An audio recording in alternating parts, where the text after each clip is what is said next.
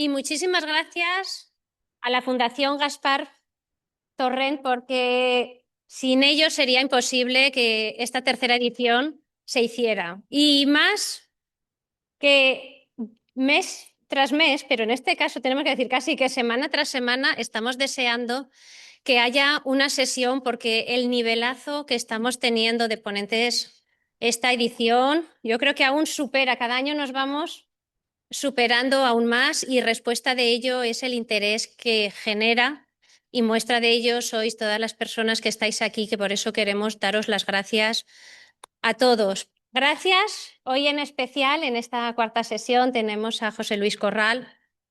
José Luis, amigo principalmente, pero me quito el sombrero porque yo no sé cómo hace para ser historiador, para ser escritor, para ser profesor, para tener familia, llegar a todo, y cuantísimos libros tienes ya escritos y con cuántas conocimiento nos embaucas. Estamos deseando todos, y no voy a hacer spoiler, pero sé que estás con una obra literaria que está allí en camino, que tenemos todos muchas ganas de leerla, principalmente porque en su escritura no solamente es literatura, es novela, sino lo que es historia. Nos enseñas y sobre todo nos encauzas y nos haces ver la vida de otra manera. Así que hoy, la verdad que muchísimas gracias, José Luis, por estar aquí, por estar en esta edición.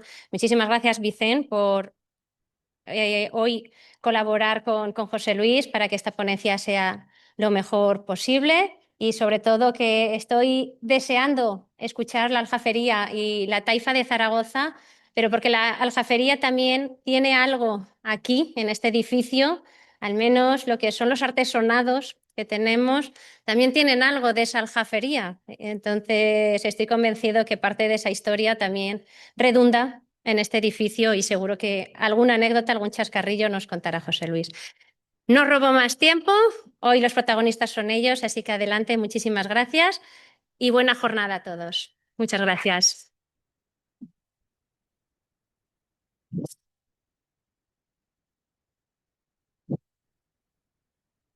Muy buenas tardes, bienvenidos a todos y todas en nombre de la Fundación Gaspar Torrente. En primer lugar, muchas gracias a nuestros anfitriones, a la Fundación Caja Rural de Aragón y a Laura en su representación, a la Diputación Provincial de Zaragoza y a la Delegación de Archivos y Bibliotecas con su diputado José Manuel Latorre, que nos acompaña, y a todos ustedes, por supuesto, por su presencia.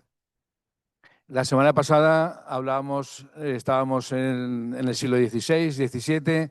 Volvemos ahora hacia atrás y lo vamos a hacer de la mano de un especialista de lujo tenemos la suerte de que, además de ser un especialista en su materia, historia medieval, es catedrático de Historia Medieval de la Universidad de Zaragoza, prácticamente ha novelado todos los periodos históricos de Aragón, desde los celtíberos con Numancia hasta la Guerra de la Independencia y los sitios.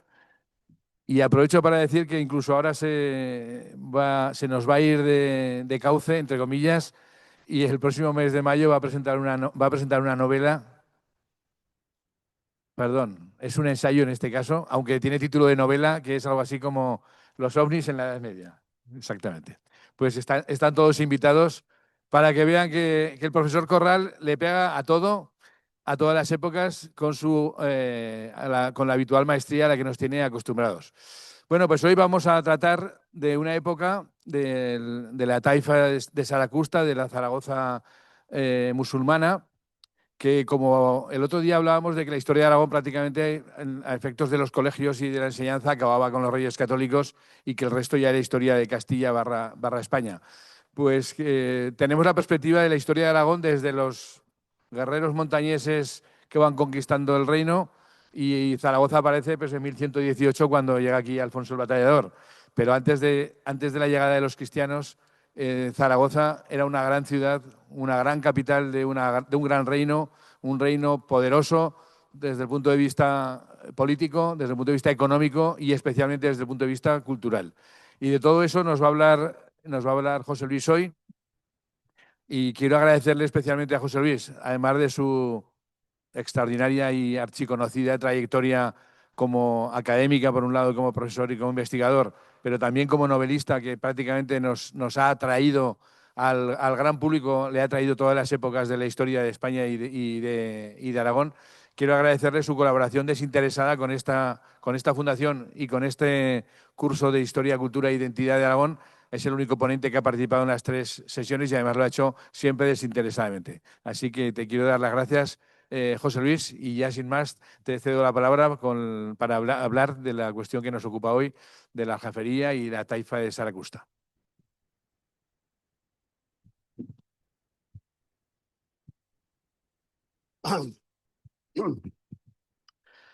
Bueno, muy buenas tardes. Muchas gracias a Caja Rural, a Laura, mi querida amiga y directora de la Fundación Caja Rural de Aragón, a la Fundación por organizar este ciclo, a la Diputación de Zaragoza, a Vicente, también querido amigo, porque me invitas y siempre te digo que sí. Desinteresadamente, no. A mí me interesa mucho hablar de historia de Aragón, con lo cual tengo un enorme interés en participar en este tipo de actos. Y sobre todo, muchas gracias a todos ustedes por estar aquí esta tarde, en la cual ya veo que se ha levantado un murmullo, no sé si de admiración o de cachondeo, cuando han oído ustedes que voy a publicar un libro sobre los ovnis en la Edad Media.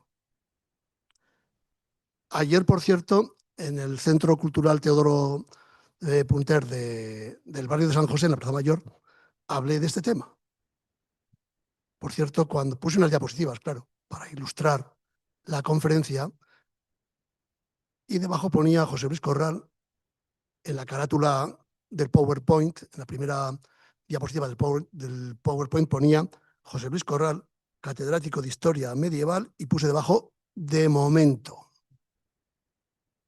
Porque a ver qué dicen mis colegas de la universidad y de otras universidades cuando se enteren que un académico, que un profesor de la universidad publica un libro sobre los ovnis en la Edad Media con prólogo de Javier Sierra. En fin, espero que me sigan saludando por los pasillos de la facultad mis colegas. Y si no, tampoco crean que se pierde mucho. Bueno, la taifa de Zaragoza y la aljafería, o la aljafería y la taifa de Zaragoza. Ha dicho Vicente, y ha dicho muy bien, que en la historia de Aragón daba la impresión, hasta hace no mucho, que había un periodo en el cual no había pasado prácticamente nada. Ese periodo iba desde el final del mundo tardorromano visigodo hasta la llegada de los aragoneses, la conquista de Huesca y sobre todo de Zaragoza con Pedro I y Alfonso I el Batallador. El Aragón musulmán. Por cierto, todavía no era Aragón y todavía no se llamaba así estas tierras del Valle del Ebro. Sí, el Aragón del norte, sí el pequeño reino de Aragón, el condado y luego reino de Aragón en las tierras del norte, en el Pirineo, pero no, evidentemente, las tierras del Valle del Ebro o las tierras del sur de nuestra actual comunidad autónoma.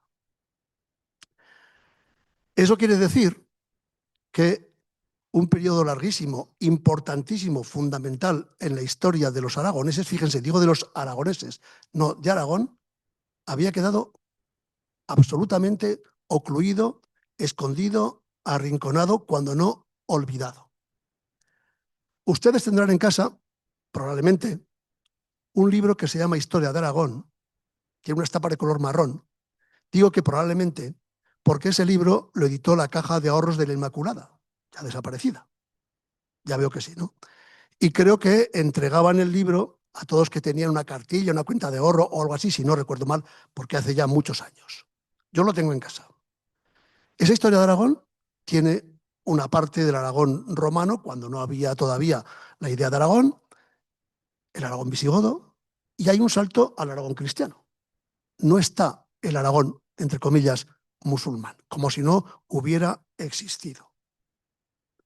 Y eso fue así hasta hace no mucho tiempo.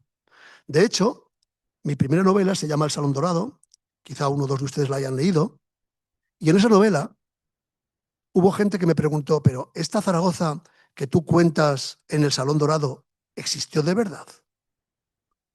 Digo, no solamente existió, sino que ahí está la Aljafería y otros restos.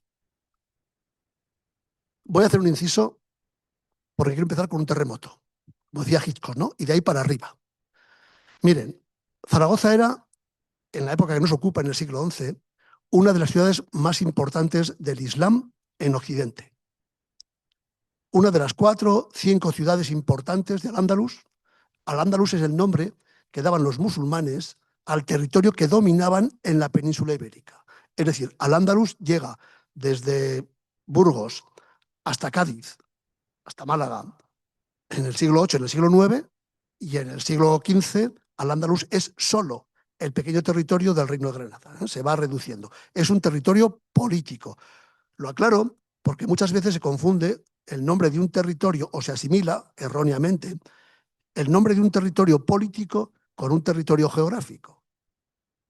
Alfonso X el Sabio, en su gran y general historia, habla de España, pero no se refiere a una España política, se refiere a una España geográfica.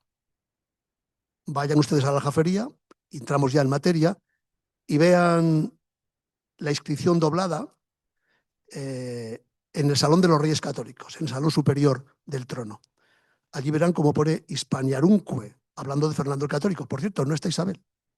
En la inscripción, que se está labrando en 1492, solo aparece Fernando el Católico, porque Isabel no era reina ejerciente en Aragón, en la corona de Aragón, sino reina consorte. Es que nos han contado una cantidad también de mentiras sobre la unidad de España con los reyes católicos que no es cierto. La Aljafería es un lugar fantástico. Y buena parte de la historia de Aragón, la historia política, la gran historia, hay otra historia, la historia de la gente, la historia del pueblo, la historia de los que han sufrido, la historia de los sin voz, que por cierto, suelen estar poco documentados en la época que nos ocupa. ¿Por qué la historia en esta época, las grandes crónicas cristianas o musulmanas, islámicas, solamente hablan de los grandes personajes y de los grandes hechos? Y muy pocas veces, casi nunca, se refieren a la gente común, a la gente del pueblo. Pero la Aljafería no es el único gran resto de esta época de la taifa de Zaragoza. Antes de subir al estrado, estábamos hablando de cómo las guerras, en referencia a la guerra actualmente que hay en Irán, las guerras matan gente, por supuesto, muere mucha gente, pero destruyen una gran cantidad de patrimonio. Comentábamos cómo Zaragoza, durante la Guerra de la Independencia, perdió una buena parte de su patrimonio. Perdió casi por completo el convento de San Francisco. Todo el convento de Santa Engracia, salvo un resto de la fachada y poco más, desapareció. El famoso claustro, hay por ahí algunos grabados de la época, fantástico, claustro mudéjar, ya no lo conocemos más que por unos grabados del siglo XIX. Se perdieron muchas más cosas. Pero en el siglo XX y en el XXI también hemos perdido, y ya no con guerras, sino a propósito, restos importantísimos. Y quería empezar con un terremoto para decirles que hace unos años, allá por el 2000, 2001, si no recuerdo mal, a pocos metros de donde estamos, se iba a hacer un parking. El parking del Paseo de Independencia. Un parking que llegaba desde la Plaza de España prácticamente hasta la Plaza de Aragón. Era un parking, como se ha demostrado, innecesario. Pero había muchos intereses económicos en que ese parking se pusiera ahí, en ese lugar, por, como digo, razones económicas, de unos grupos de presión, de unos grupos de poder que controlaban y controlan el urbanismo de Zaragoza. En aquel tiempo yo participaba en una tertulia en la cadena SER, en Radio Zaragoza, en la Rebotica. Y aquella mañana que yo iba hacia la cadena SER, resulta que vi como una excavadora a la altura de Correos estaba levantando el pavimento y aparecieron unos muros. Cuando llegué a la radio le dije a Plácido Díaz y a Fernando Rivares, que entonces llevaba aquel programa, les dije, están apareciendo unos muros islámicos del siglo XI enfrente de Correos. Acabado el programa, fuimos a ver esos muros. Se quedaron los dos estupefactos, porque eran unas pocas piedras sujetas, trabadas con algo de yeso.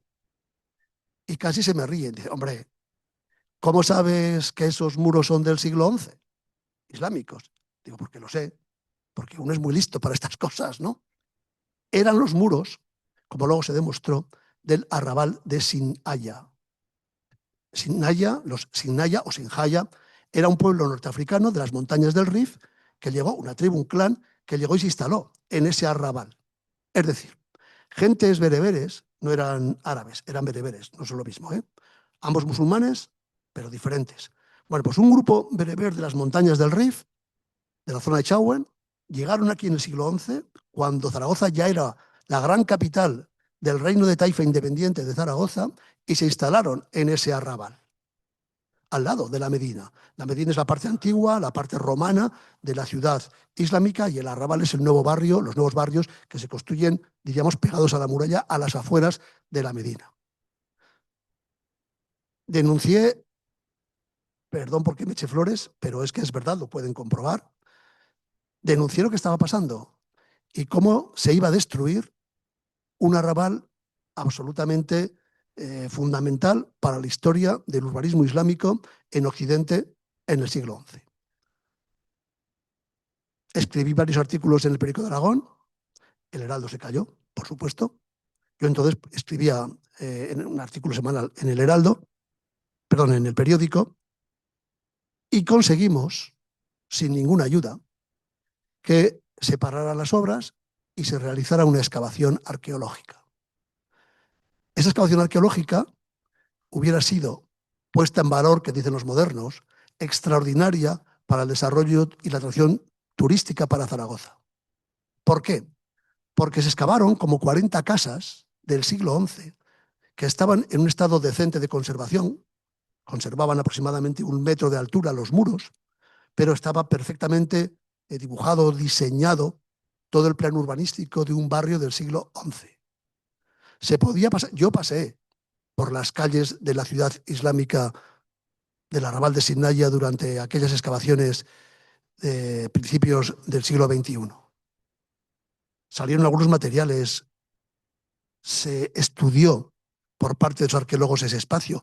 Por cierto, entre el Corte Inglés y CIA, la tienda esa de ropa, justo ahí en medio del paseo, aparecieron 3 arcos. Si ustedes van, hay 2 monolitos de bronce, que los pueden ver, y se ve perfectamente la planta del arrabal de Sinhaya, de esta época, de la taifa de Zaragoza. Y verán también que hay una especie de semicírculos, que son los 3 ábsides, 2, porque el tercero no se destapó, 2 ábsides de una monumental iglesia que se empezó a construir poco después de la conquista cristiana de Zaragoza, del tamaño de la seo románica, y que no se concluyó. Quedó interrumpido el trabajo cuando llevaban aproximadamente unos 2 metros de altura de los muros. Pero ahí están los ábsides románicos. Bueno, ahí debajo están. Aquello, desafortunadamente, se tapó porque por encima tenían que pasar las vías del tranvía, por donde pasan ahora. Y hemos perdido, yo creo que para siempre, un resto extraordinario. Ustedes imaginan que ahora podríamos estar dando esta charla, con permiso de Caja Rural, debajo del Paseo de la Independencia, en el lugar donde están, espero que todavía, esos restos monumentales del siglo XI-XII. La cantidad de gente que podría haber pasado, visitado esas ruinas, pues no. Aquí somos mucho de llenarnos la boca con lo que queremos, nuestra historia, nuestro patrimonio, pero a la hora de la verdad preferimos un parking o otro tipo de actuaciones que no la salvaguarda, de nuestro patrimonio. Ese arrabal indica algo muy importante para un historiador. Indica que la ciudad de Zaragoza, que ya era importante en el siglo X, ya era importante cuando era la capital de una provincia, de una cora del Califato de Córdoba, se convierte en un reino independiente y en la capital de un reino independiente. Convertirse en capital supone evidentemente un plus de todo tipo. Madrid es un poblachón, ya lo decían los clásicos, ¿no? Es un poblachón en una esquina de La Mancha. Madrid en el siglo X era más pequeña que mi pueblo, que Daroca. Las dos fundadas por los musulmanes, ¿no? Pero hay un plus extraordinario desde el siglo XVI, la conversión de un centro urbano, de una ciudad, en capitalidad de una nación, en este caso incluso de un imperio, ¿no? Bueno, capital es un valor añadido. Y la Zaragoza del siglo XI se convierte en capital de ese reino de Taifa bastante extenso, que llegaba aproximadamente desde el somontano del Pirineo hasta las tierras de Albarracín, hasta el Alto Jiloca, y desde las tierras de Molina de Aragón hasta las tierras del Segre, hasta Lérida. Hablamos de casi todo el Valle del Ebro, incluso más. Esa ciudad es una ciudad que ha sido la puerta del Islam, la frontera del Islam. El Islam llegó hasta cerca de París. Los musulmanes se detuvieron hacia el año 750 a 100 kilómetros de París. Nos cuentan los franceses que Carlos Martel, el fundador de la dinastía carolingia, detuvo la expansión del Islam en Poitiers en el 732, esa batalla tan conocida en la historia de Francia sobre todo. Tampoco es verdad. Tampoco es verdad.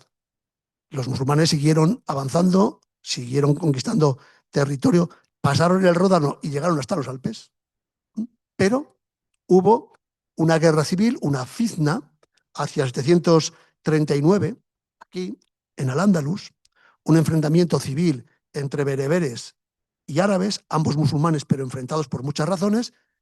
Hubo un problema en el califato omeya en Damasco, desapareció y fue sustituido por otro califato. La península ibérica, Al-Ándalus, se independizó del califato de Bagdad y acabó la expansión. Pero los franceses lo cuentan, que son muy suyos, de una forma muy distinta. Zaragoza se convierte, conforme el Islam entra en retroceso, en la puerta del Islam. Es la ciudad más importante, más al occidente y más al norte en la expansión del Islam en la península ibérica. Y eso le da otro plus, el plus de que defender Zaragoza para el Islam es fundamental.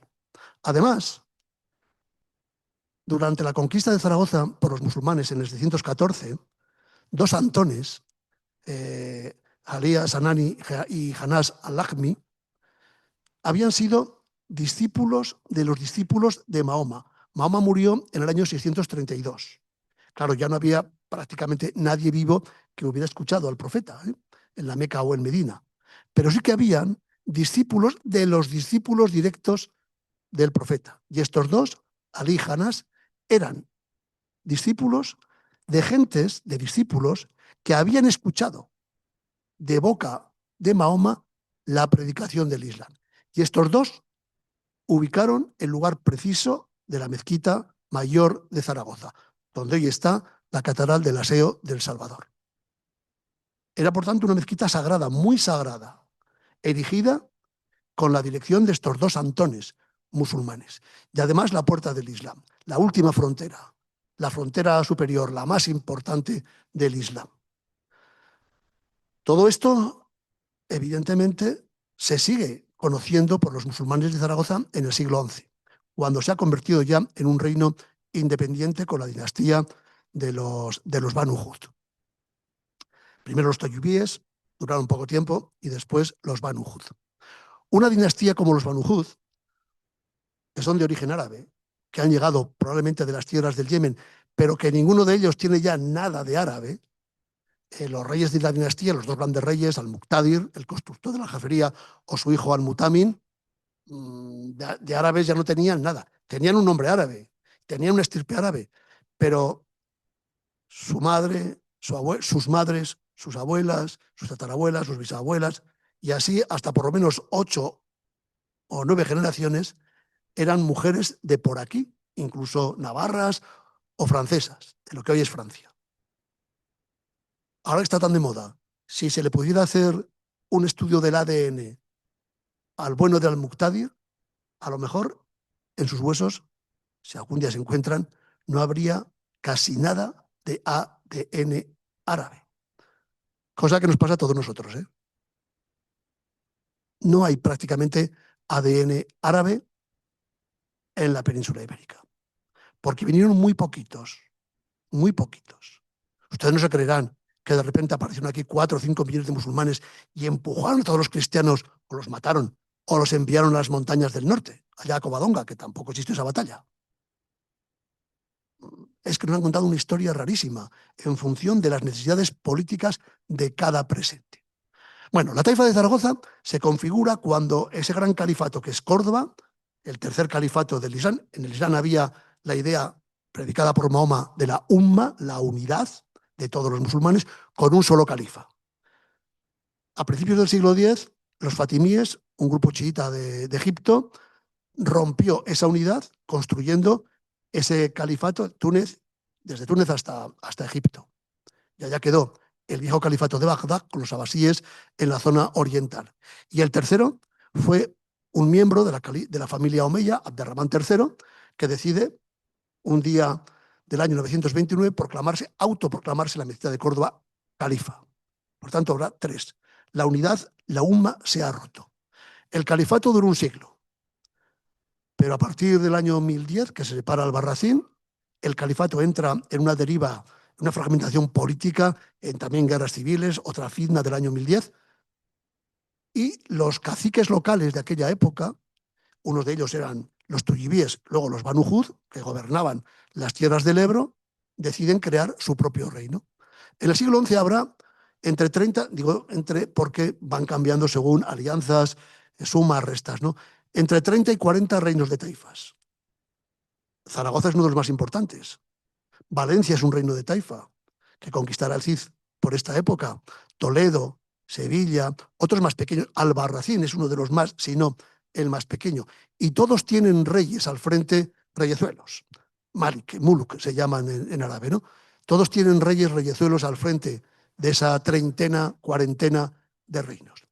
Entre los 4 o 5 más grandes, más importantes, más ricos, está el de Zaragoza. Zaragoza es gobernada al principio por estos tuyibíes, árabes llegados del Yemen hace tiempo, tampoco tenían ya nada de sangre árabe, y después por la dinastía de los Banu Hud. El más importante de los reyes de los Banu Hud, desde el punto de vista político, es Al-Muqtadir. Al-Muqtadir, Suleiman ibn Hamad, se llama así, es un seudónimo, es un apodo que él adopta cuando reconquista a los cristianos Barbastro. En el año 1064 los cristianos han ocupado la ciudad de Barbastro con el conde Ermengol de Urgel, bueno, y otros nobles que no vienen al caso, y 9 meses después el rey de Zaragoza hace una ofensiva y reconquista Barbastro. La incorpora, la recupera para el reino de Zaragoza. Y es ahí cuando decide adoptar ese nombre, ese sobrenombre de Al-Muqtadir Billah, el victorioso por Alá, por Dios. Él construye un reino todavía más grande, pero lo tiene muy claro que el Islam ya está a la defensiva.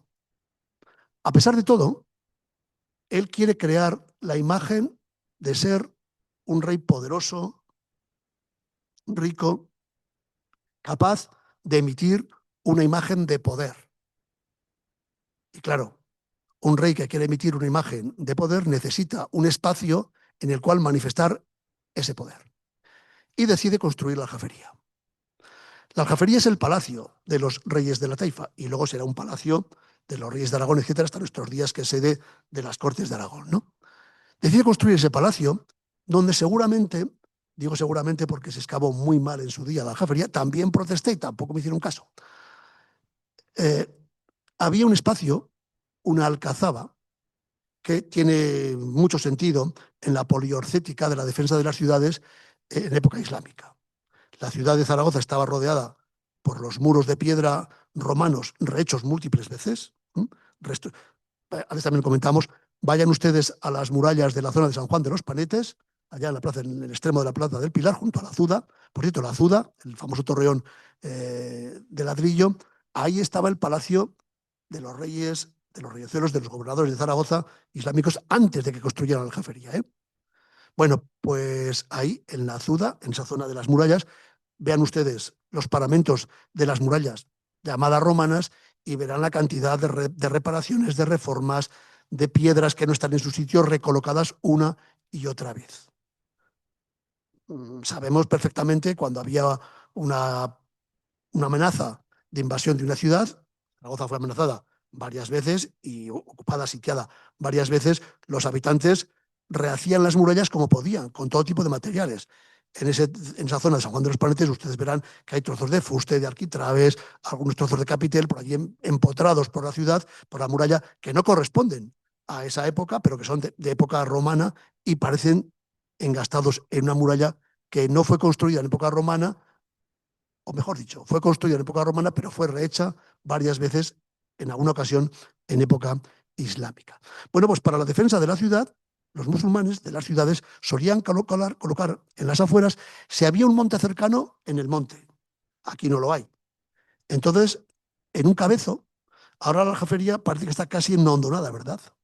Desde la Avenida de Madrid, desde la calle de los Diputados, hacia la estación, parece que está en una ligera hondonada.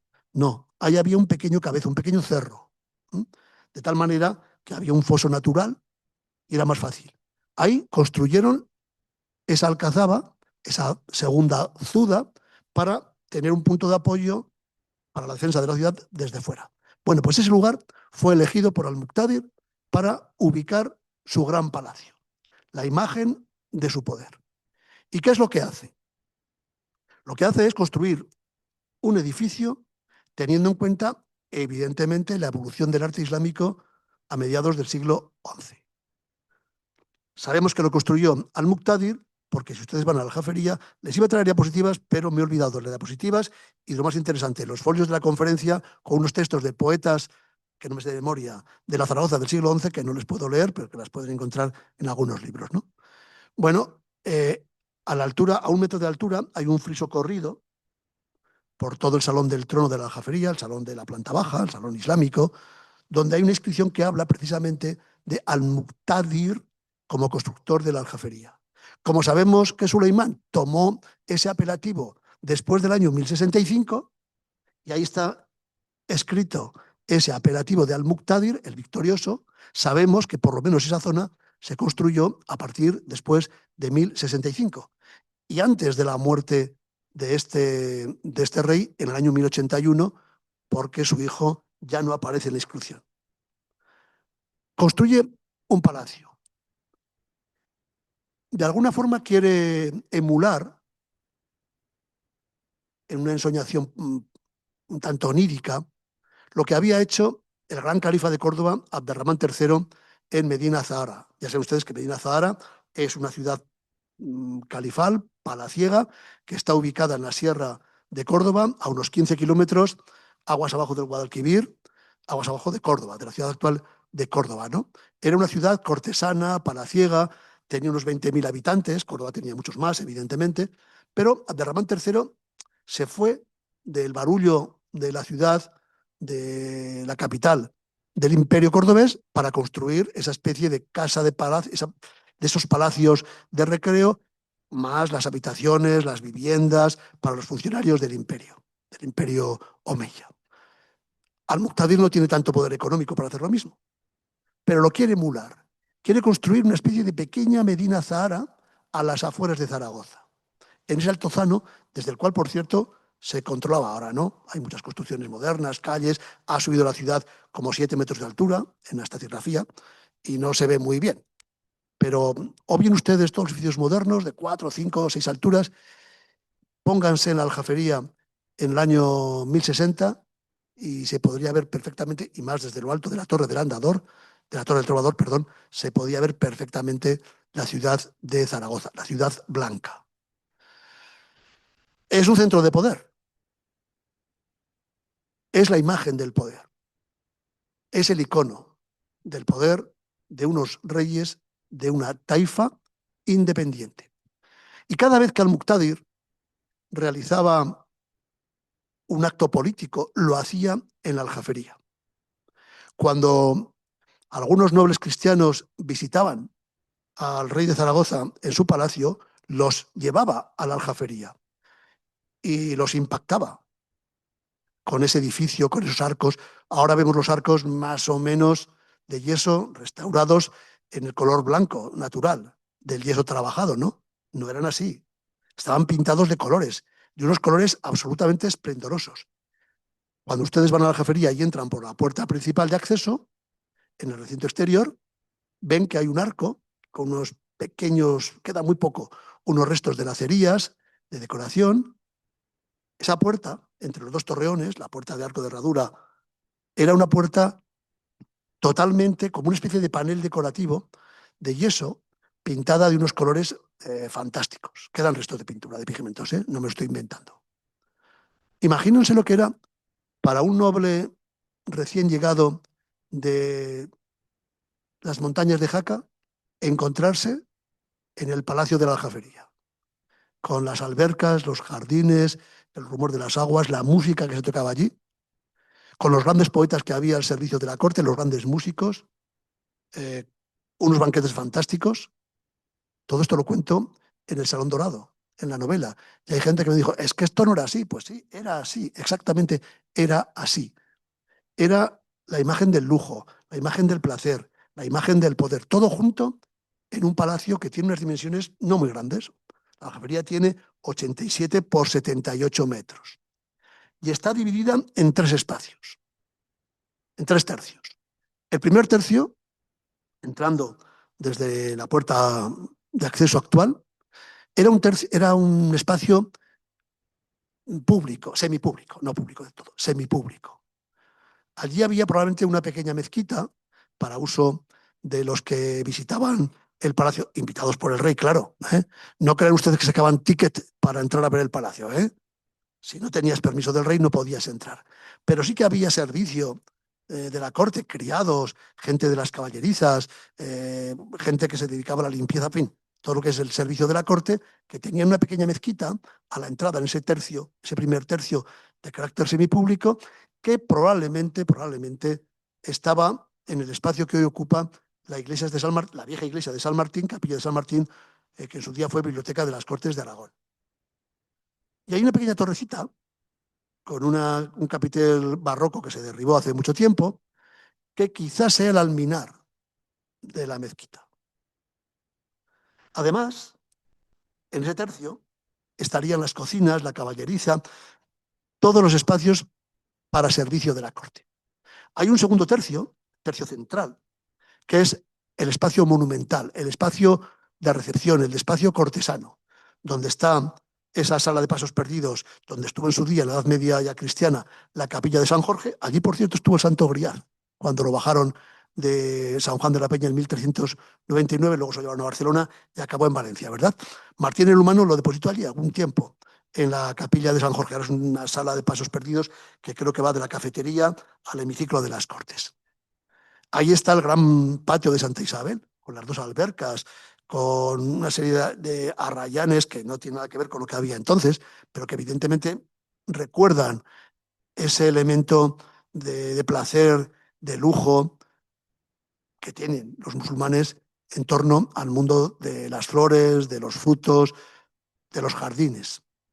Y ahí está el Salón del Trono. El propio Al-Muqtadir escribió un poema que dice algo así como, era un poeta, además de astrónomo, además de gramático, era un rey, de matemático, era un rey que tenía una gran pasión por las ciencias, por la literatura e incluso por la historia. Bueno, pues en la zona norte, ya pegadito al Torreón del Trovador, hay un salón, Salón del Trono,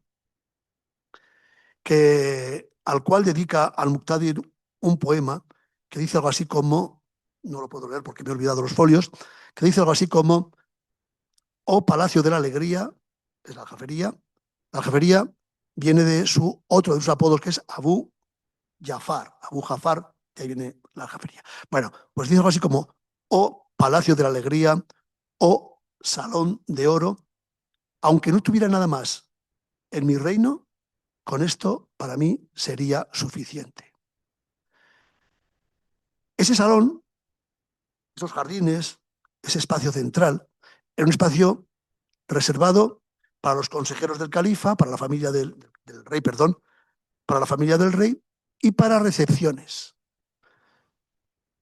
No sé cómo era en la época que nos ocupa, porque ha quedado poco. Pero me imagino que tal y como está construido y ubicado, el rey estaría en la parte del fondo del Salón del Trono, y delante del Salón del Trono hay 2 filas de columnas y de arquerías muy rehechas.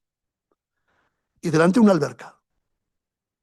Al fondo otra alberca, ¿no? De las 2.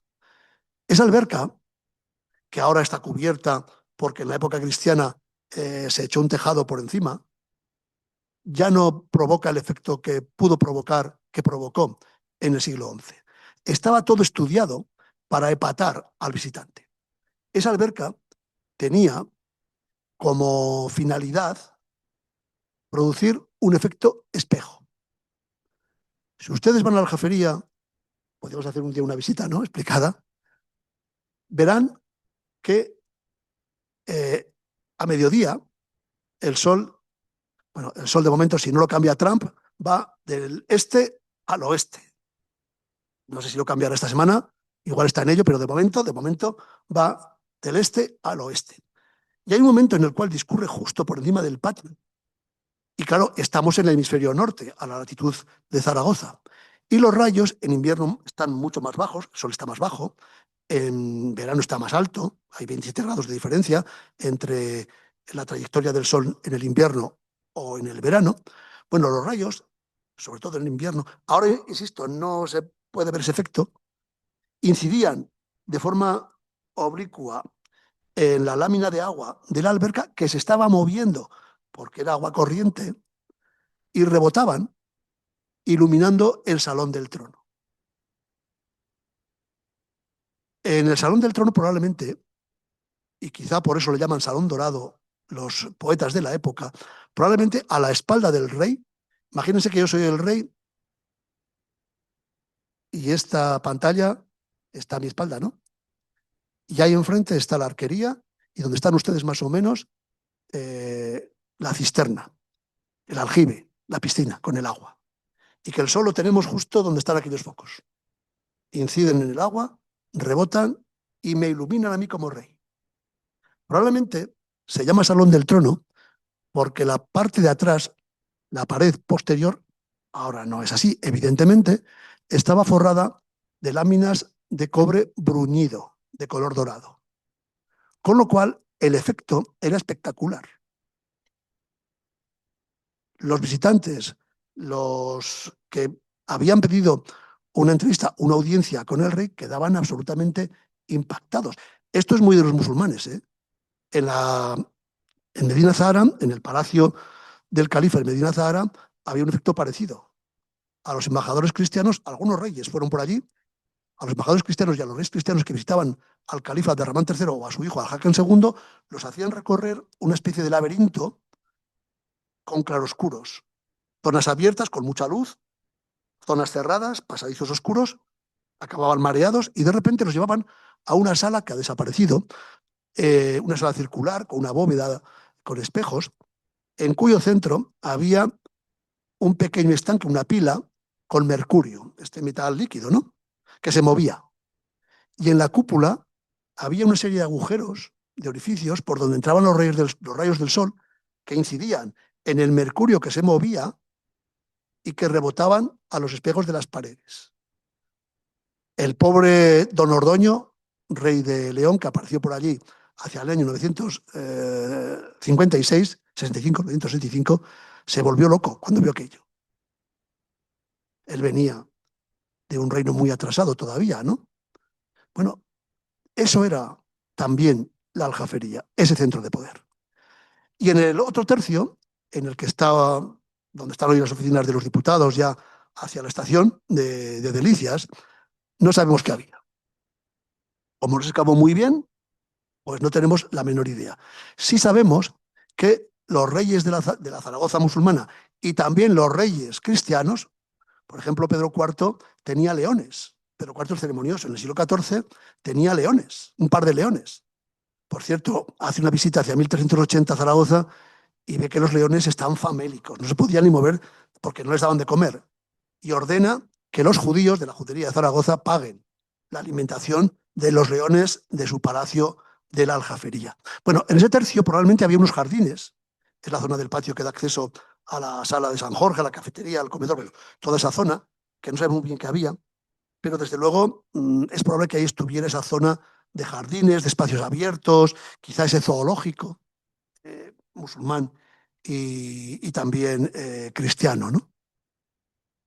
Todos los elementos del poder concentrados, sintetizados en un pequeño palacio. Pero además, esto de tener dos reyes es... Pero además, el palacio era un centro de sabiduría. En el Islam se dice, y lo dice Mahoma, la verdad es que algunos no lo practican mucho, desafortunadamente, en Irán mucho menos, pero Mahoma dice en el Islam, es un hadith, no es el Corán, es las un poco lo que gira en torno a Mahoma, pero que no está contenido en el Corán, sino los hadites, los chascarrillos que se cuentan de Mahoma. Se dice que Mahoma dijo que la tinta de los sabios, la tinta con la cual los sabios escriben sus libros, es más importante que la sangre de los mártires.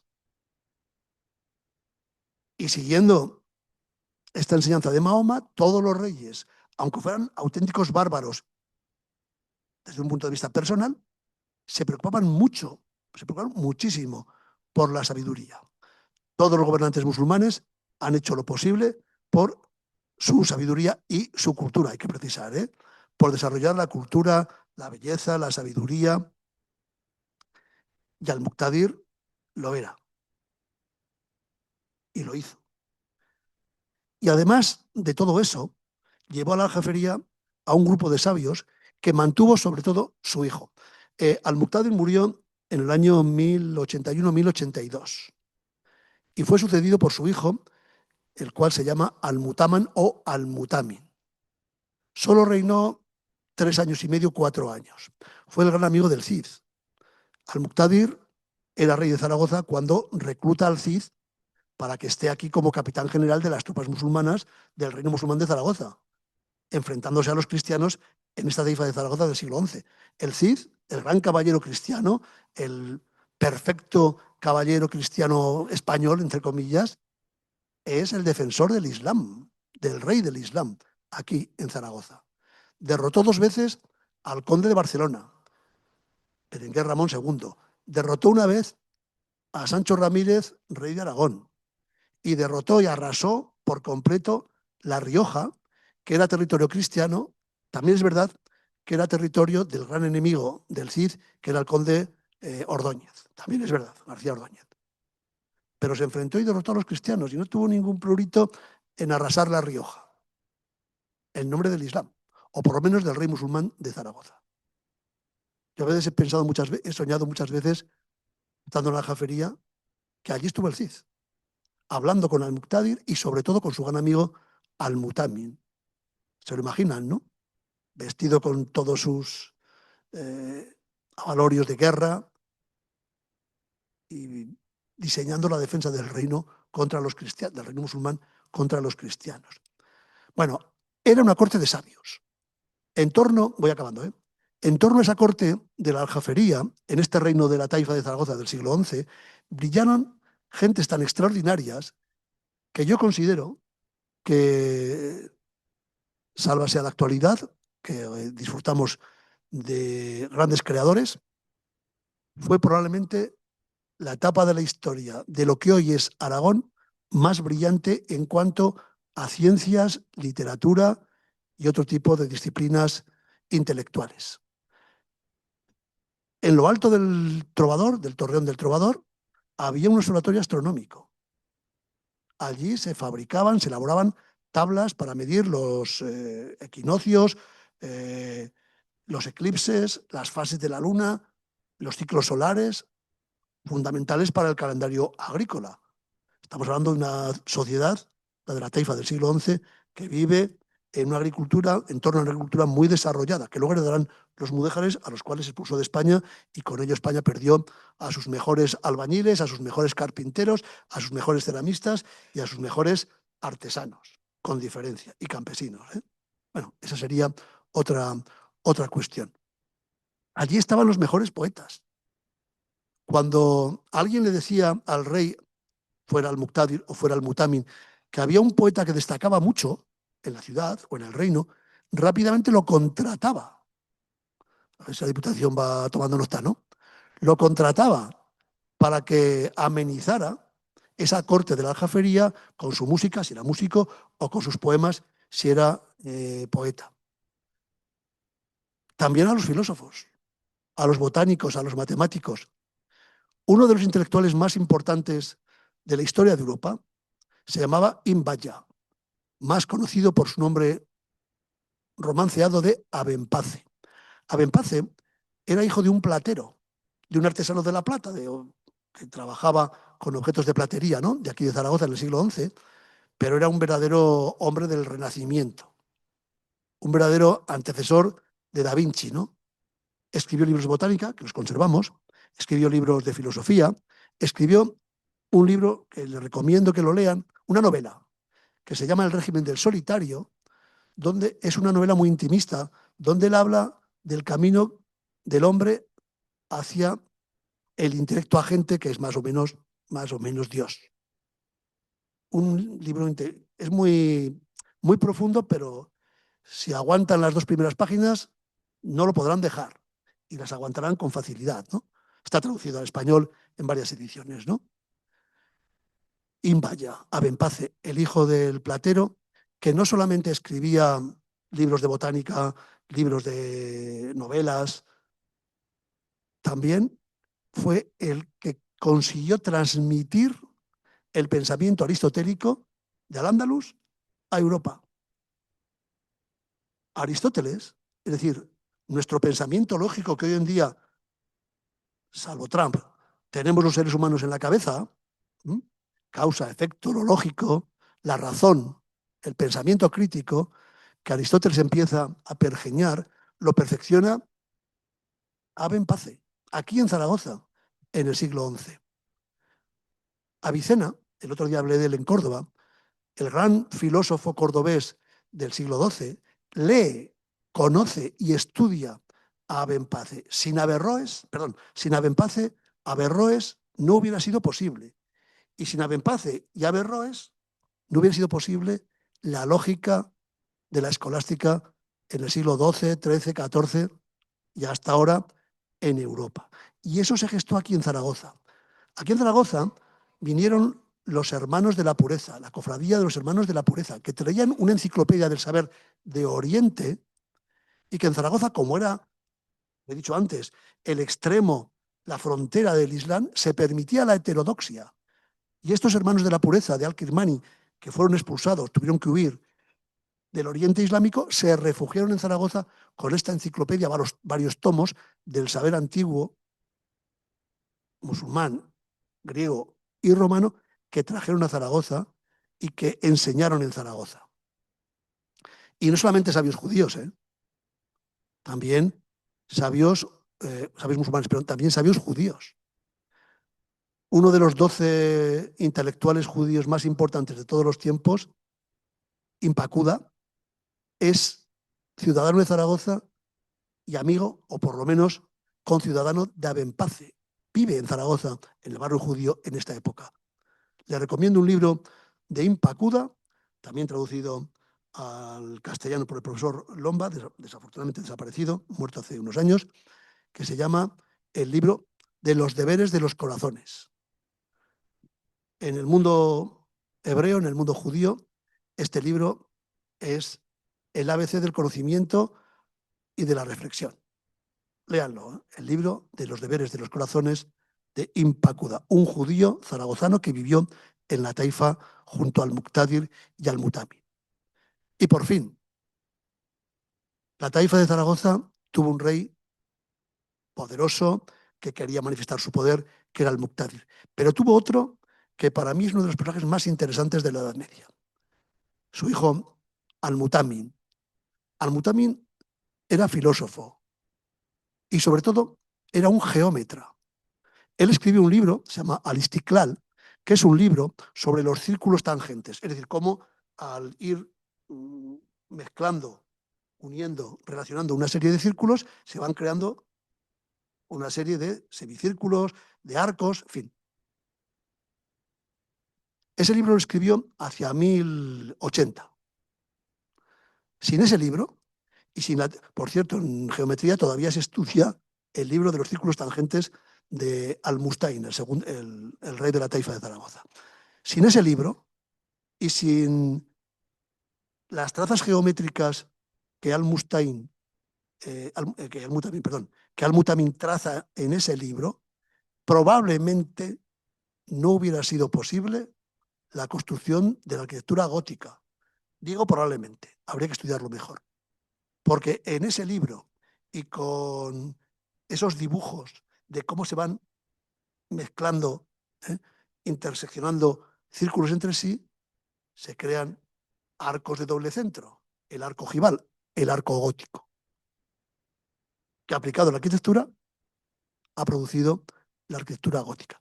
Todo esto se hizo en Zaragoza hasta que por aquí, en el año 1110, 8 años antes de la conquista del Batallador, aparecieron los almorávides, una secta norteafricana, llegados del desierto, que creían que había que volver a la pureza prístina del Islam, abandonar este mundo de lujos y recuperar la pureza de los tiempos de Mahoma. Hasta que se encontraron con la jafería. Intifil-Huit, el primer gobernador, ya el reino ha desaparecido, el primer gobernador del Imperio Almorávide en Zaragoza, se acostumbró de tal manera a los placeres de la aljafería, acostumbrarse a lo bueno es fácil, creo, que tuvo que ser destituido. Lo digo de forma muy sencilla. Bueno, ese impacto provocó también en este imperio norteafricano este palacio de la aljafería. Y tal fue así que todavía hoy seguimos considerando la aljafería uno de los monumentos más importantes, más trascendentes. Y desde luego, el que aúna en mayor intensidad nuestra historia como zaragozanos, como aragoneses, ese palacio lo representa perfectamente. Y nada más y muchas gracias.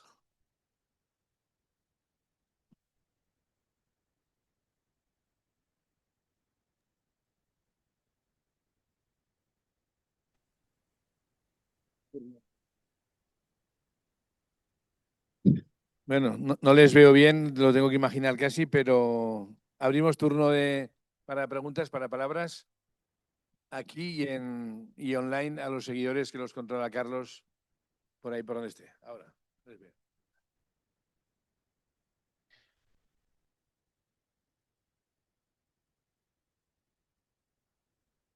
No va a haber luego examen, o sea que pues...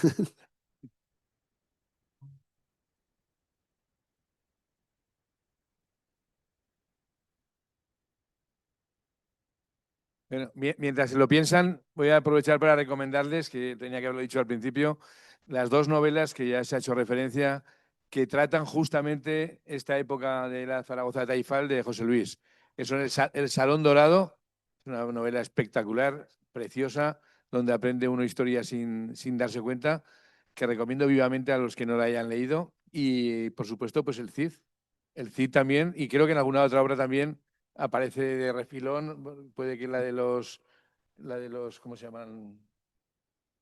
Los bárbaros estos, los mongoles. Que también La de Gengis Khan, no, pero hay una parte de la... Yo intenté, en mi novela sobre Gengis Khan, intenté meter Zaragoza como fuera, pero me fue muy difícil. Si me permites, les voy a contar un secreto que lo he contado un par de veces solo, que está en el Salón Dorado y que hace referencia precisamente a esa excavación del Paseo de la Independencia. Yo estaba en mi despacho, eran sobre las 12 de la mañana, en la facultad, y sonó el teléfono fijo de mi despacho. Y me llamaba Guti. Guti, lo llamamos así los amigos, de Gutiérrez Arqueología, ahora tiene una empresa de arqueología, era el director de la excavación. Me llama, hombre, tal, dice, bájate ahora mismo, eran sobre las 12 de la mañana, bájate ahora mismo que vas a quedarte impactado. Digo, que ha aparecido el tesoro de Al-Muqtadir, yo qué sé, ¿no? Dime algo. Dice, por favor, bájate ahora mismo. Yo no, me bajé desde la facultad y estaban excavando una casa a la altura del Corte Inglés, como os he dicho antes, ¿no? Aparecieron 38 casas, si no recuerdo mal de memoria, en la excavación. Hay muchas más, pero claro, debajo de los edificios, imposible de momento, ¿no? La que estaban excavando esa mañana, que estaba a la altura del Corte Inglés, tenía el umbral de acceso a la puerta desde la calle a la casa, era un umbral, una pieza de alabastro. La habían protegido con unos cartones, los quitó, y yo cuando vi el umbral de alabastro me quedé de piedra, me quedé de alabastro.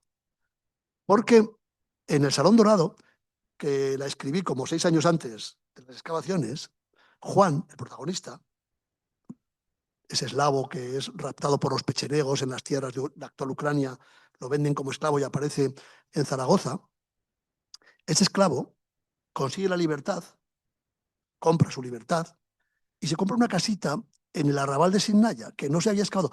Yo sabía que había ahí un arrabal llamado de Sinnaya porque está documentado, pero no se había documentado arqueológicamente. Bueno, pues de las 38 casas, solo una tiene el umbral de alabastro. Los demás son de alguna de caliza y de ladrillo.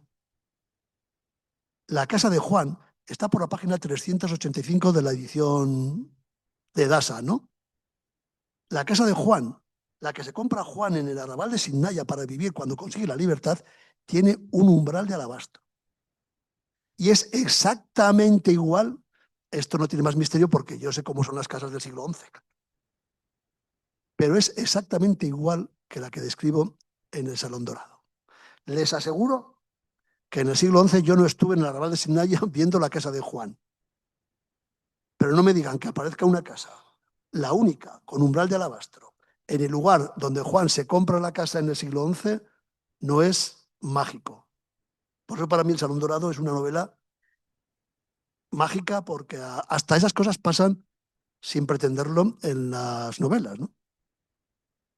Leanlo, buscanlo, si lo tienen en casa verán. Si no la compran, que está ahora en edición de bolsillo muy barata, y verán cómo es cierto lo que les digo.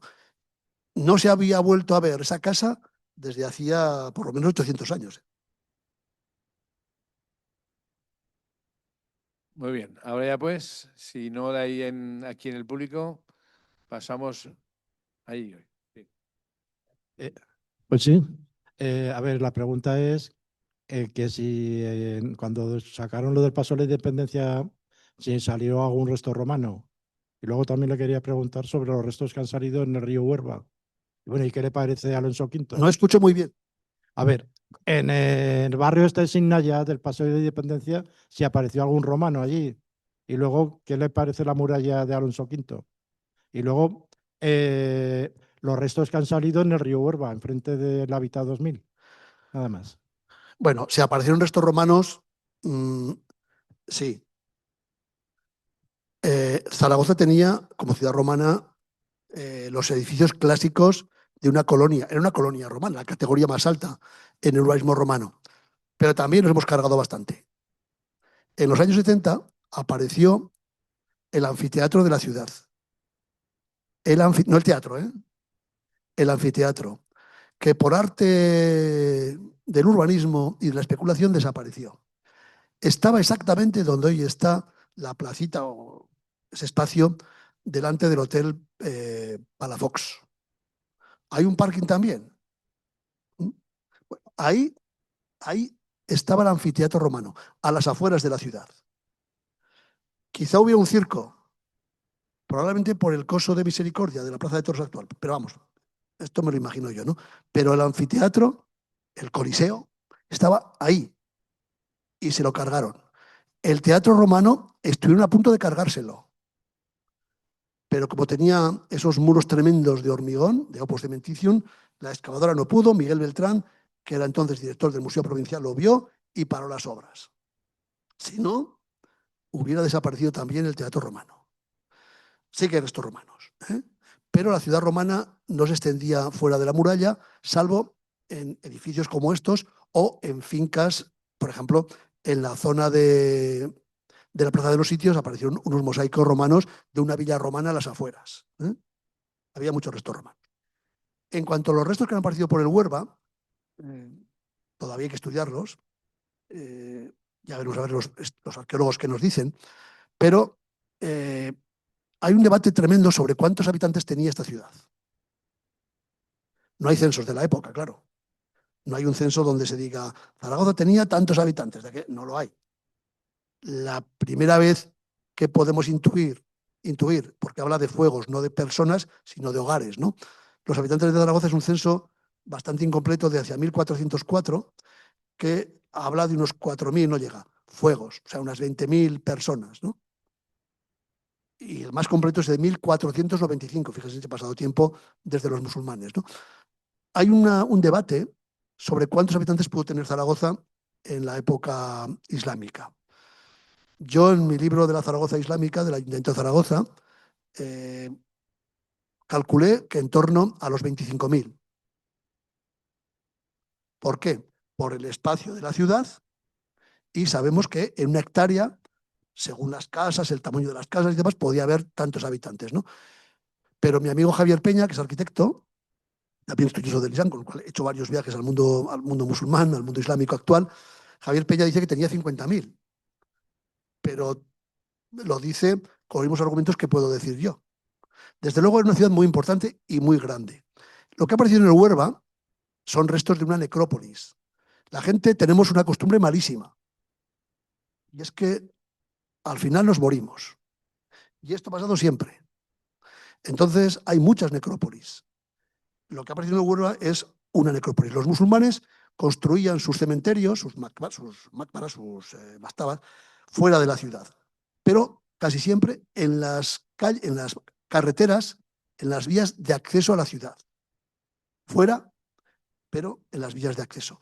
Había varios cementerios. En el barrio de San Pablo, la población del Rey, que luego se construirá un barrio cristiano con la conquista, allá había un cementerio, se han excavado.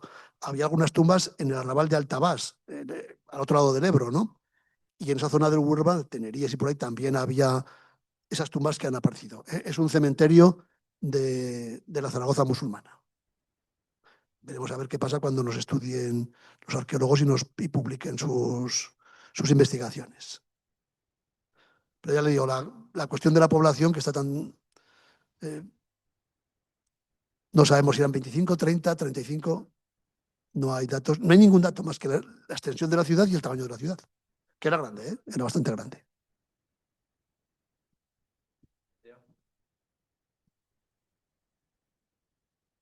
Iba a hacerlo de voz. Igual es una pregunta un poco personal, pero tú como historiador, ¿por qué crees que estos años se han querido borrar del mapa o de la historia de Aragón? ¿No? Vale. Es que aquí, ustedes igual lo oyen bien, pero aquí luego... Igual es una pregunta un poco personal, pero tú como historiador, ¿por qué crees que estos años se han querido borrar de la historia de Aragón? ¿Por qué los años...? Sí, los musulmanes. Sí, sí, sí.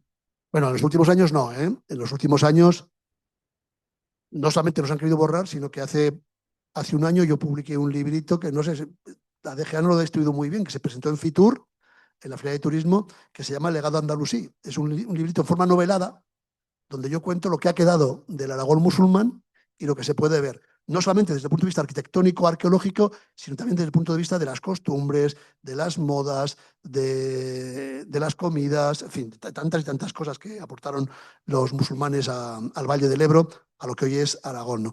¿Por qué se ha querido borrar? Pues España es muy contradictoria.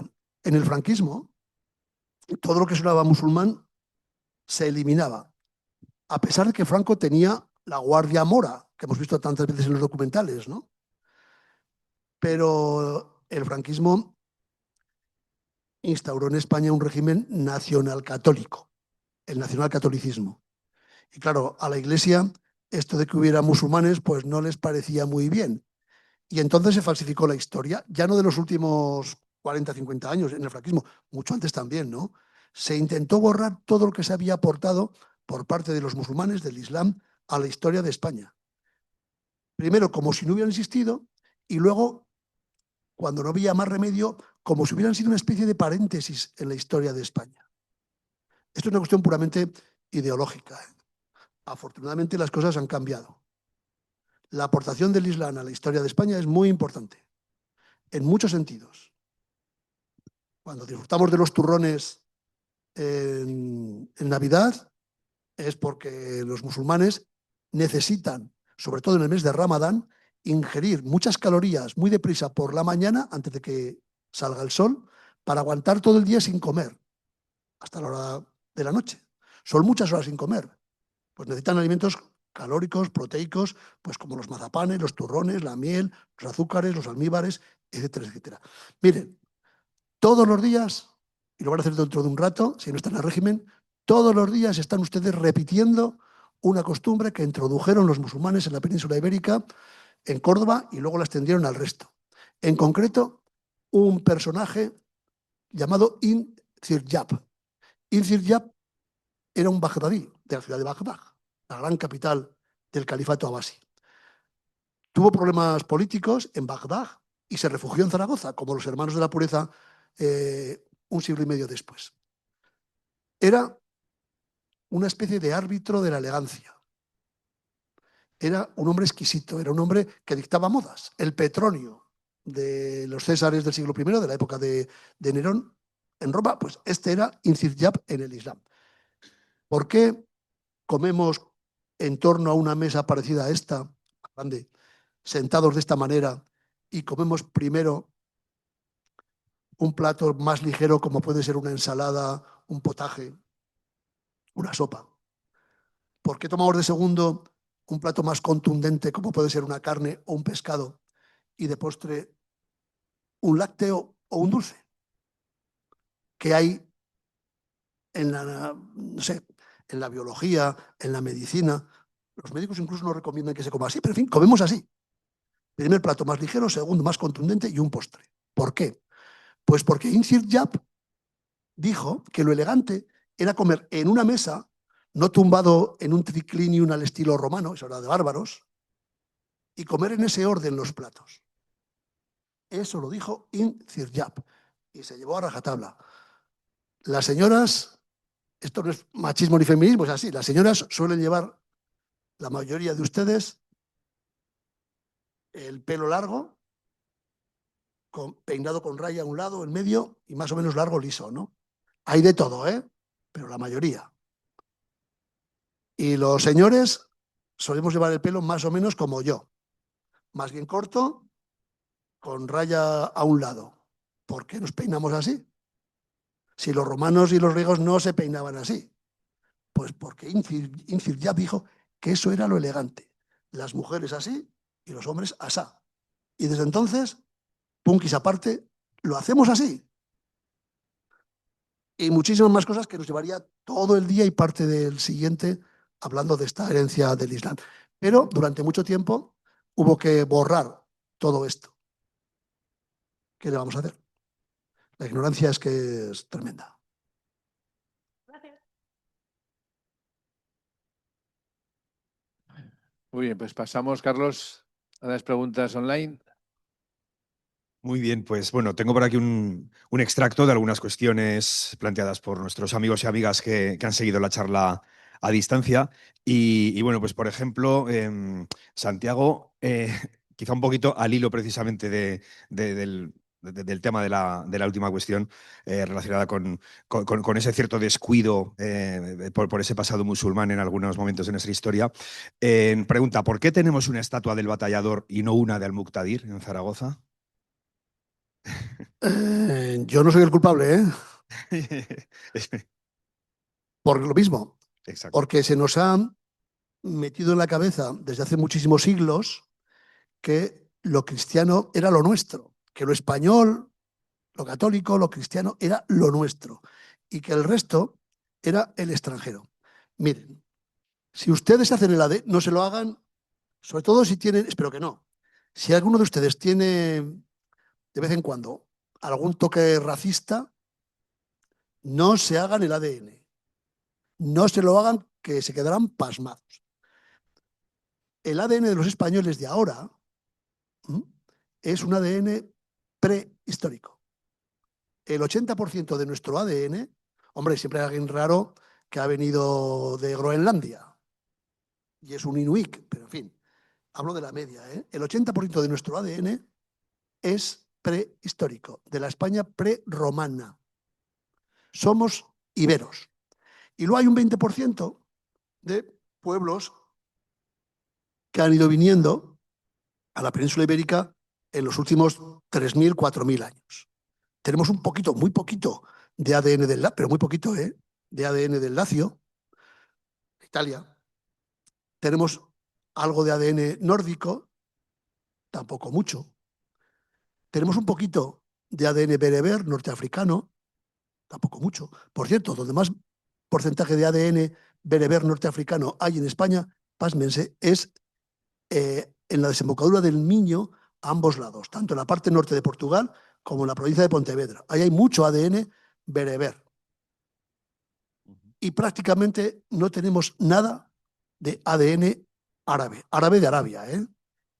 Prácticamente nada. Porque vinieron muy poquitos, pero muy poquitos.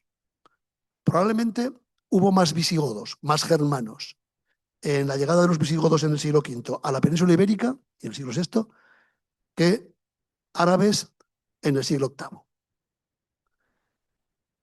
Compartimos el ADN, a algunos les fastidiará mucho, con los británicos. Literalmente somos igual que los escoceses, que los irlandeses y que los ingleses. Tenemos los españoles, en general, la piel un poquito más oscura, pero es que es normal. En Edimburgo hay un día o dos de sol al año.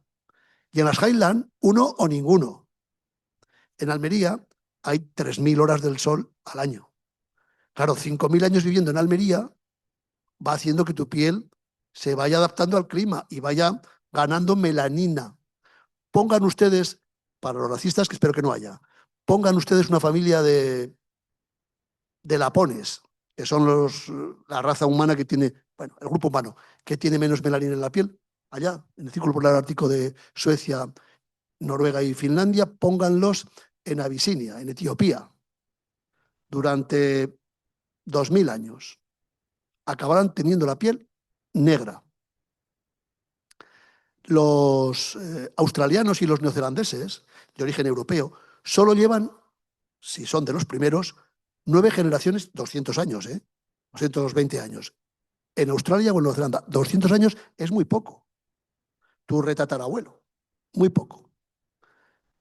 Ya tienen el 15% más de melanina, los que no se han mezclado con gentes indígenas del lugar, que sus ancestros de Gales. Porque no es lo mismo vivir en Londres, donde hay 3 o 4 días de sol al año, un poquito más que en Edimburgo, a vivir en las playas de Sydney o en el desierto de Australia. Los españoles éramos más bajitos hace 50 años que mucho más, que los holandeses. En las tallas de los soldados de la batalla de Lepanto, que conservamos el tallaje, claro, había que hacer uniformes, cascos, etcétera, ¿no? Los españoles eran un poquito más altos, un poquito, más altos, los soldados españoles de Lepanto, que combatieron en Lepanto, eran un poquito más altos que los holandeses, los flamencos, que estaban al servicio de Felipe II, mercenarios flamencos al servicio del rey de España, ¿no? En 300 años, los holandeses nos superaron a los españoles en más de 10 centímetros de media. Ahora solo nos superan en 2. No es lo mismo tener 10 años y tener que ir en la provincia de X a trabajar el campo con tu padre porque hay que trabajar para comer y tener pocas proteínas que comer yogur y carne todos los días, que es lo que ha pasado. O sea que olvídense de esta tontería de las razas, que es cuestión de alimentación y del clima, nada más. Y que sepan que todos, incluidos aquellos habitantes de la protohistoria hispana, en un momento determinado fuimos negros, porque salimos de África. El sapiens era negro. Pero cuando la melanina ya no hizo falta, pues fuimos blanqueando. Pónganse al sol de Almería y verán cómo en 3 años se ponen absolutamente tostados. Lo digo para estos que hablan de las razas y estas cosas, en fin. Muy bien. Otra cuestión que nos plantea Ángel, un poco con cierta relación con lo anterior también, sería ¿qué opinión le merece, por su cuestión, por su lectura más significativa, más simbólica, qué opinión le merece el hecho de que la Aljafería fuese un cuartel durante la dictadura franquista? Es lo que tocaba. ¿Qué va a ser un palacio como ese en una dictadura? Pues un cuartel. Por cierto, al adaptar el edificio al cuartel, se destruyó buena parte de la aljafería. Entre otras cosas, por ejemplo, si ustedes van y ven, les he dicho antes que había una mezquita, que puede ser el espacio que ocupa la capilla de San Martín, nada más en el patio de entrada. Pero al lado del Salón del Trono hay otra capillita, otra mezquita, es un oratorio pequeñito, que tiene el mihrab todavía en dirección a la Meca, de planta octogonal, que era la mezquita digamos, privada para el califa, para el rey y su familia. Ahí caben una docena de personas como mucho, ¿no? Esa mezquita, la mezquita pequeña, la mezquita real, diríamos, con su mihrab, el nicho orientado hacia la Meca, era donde guardaban las bayonetas, los fusiles con las bayonetas en el puesto de guardia. Y hasta la altura de las bayonetas, 1,5 metros, bueno, casi 2 metros, con la bayoneta incluida, ha desaparecido las yeserías. Mucha gente pregunta, ¿no? Bueno, ¿por qué las yeserías están? Bueno, porque ahí se amontonaban leña y demás, hasta eso, hasta 2 metros más o menos. Y en cambio, de 2 metros para arriba están las yeserías. Pero la parte baja no, porque fue parte del cuartel, del depósito de leña, fusiles, bayonetas y todo eso, ¿no? Pero me parece muy mal. Pero ¿quién iba a decir a Franco que no en aquellos tiempos? Muy bien. Otra cuestión que también nos plantea Ángel, dice, tras la época romana, la Zaragoza esplendorosa, la Zaragoza esplendorosa que se había podido percibir hasta entonces, y ya en época visigoda pierde elementos de urbanidad, como el agua corriente, etc. ¿Cuánto y cómo mejora esa ciudad con la llegada de los musulmanes? Bueno, muchísimo. A fines del siglo V hay una crisis en el mundo romano que acabará con la desaparición del mundo romano. Y buena parte de las ciudades, hay una regresión demográfica, y buena parte de las ciudades abandonan espacios interiores. Esto en Zaragoza lo sabemos muy bien en las excavaciones del Teatro Romano. Cuando se descubrió el Teatro Romano, pues se excavó, evidentemente. Y se ve cómo el Teatro Romano se abandonó hacia el año 500, ya cuando Roma ha dejado de existir el Imperio Romano en Occidente. Y cuando llegan los musulmanes, en esos espacios abandonados, que eran espacios públicos, empiezan a construir casas.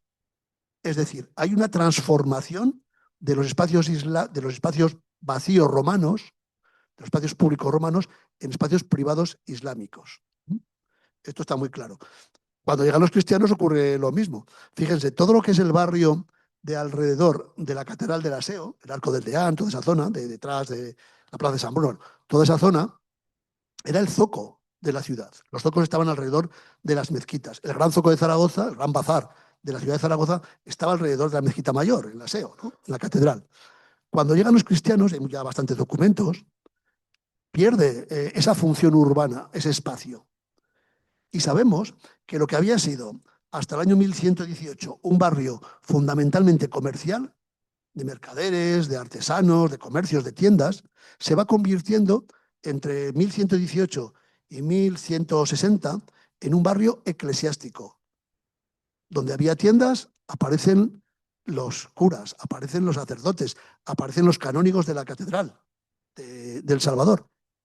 Y cambia por completo la función del barrio. Desaparece el mercado, que ya había sido en época romana, y se convierte en un barrio eclesiástico. Pero la transformación de la ciudad por parte de los musulmanes es espectacular. Bueno, ya el último comentario que tenía por aquí recogido también de Ángel, simplemente compartir un comentario en relación con la ópera El Trovatore de Verdi, ambientada en Zaragoza y en la Torre del Trovador de la Aljafería, simplemente pues como una especie de apunte cultural, de cultura universal, en el que la Aljafería pues está también inmerso, y no sé si querías hacer algún comentario, alguna cuestión sobre ese aspecto. Sí, pero que conste que Verdi no vivió en la época de la taifa, ¿no? evidentemente la ópera Il Trovatore está ambientada en la Aljafería de Zaragoza. Es una historia muy divertida.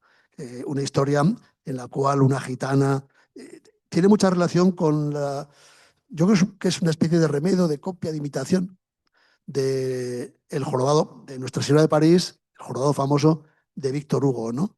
Una joven gitana hermosa en un palacio, en una catedral. Bueno, pero efectivamente la ópera de Verdi está inspirada en Zaragoza. Bueno, inspirada, ambientada en Zaragoza. Probablemente un acontecimiento cultural para la ciudad sería hacer, ya se ha intentado que alguna vez, ¿no? Hacer una gran ópera en la Aljafería, habría que hacer un exterior claro, y hacer algo con ello, ¿no? No lo sé. Ahora lo hemos intentado, pero no ha cuajado del todo. Pero sí, es un palacio de inspiración extraordinaria para mucha gente. Hasta para José Luis Corral en el Salón Dorado, ¿no? Muy bien, bueno, pues muchas gracias a todos. Les emplazo la próxima semana, que no será miércoles, sino que será el jueves, y volvemos de nuevo a la Diputación Provincial, al salón de sesiones. Lo haremos con el profesor Esteban Sarasa para hablarnos de Fernando el Católico y su época. Así que muchísimas gracias, José Luis, como siempre, ha sido un placer. Encantado de poder contar contigo siempre y espero el año que viene que vuelvas a visitarnos. Muchas gracias.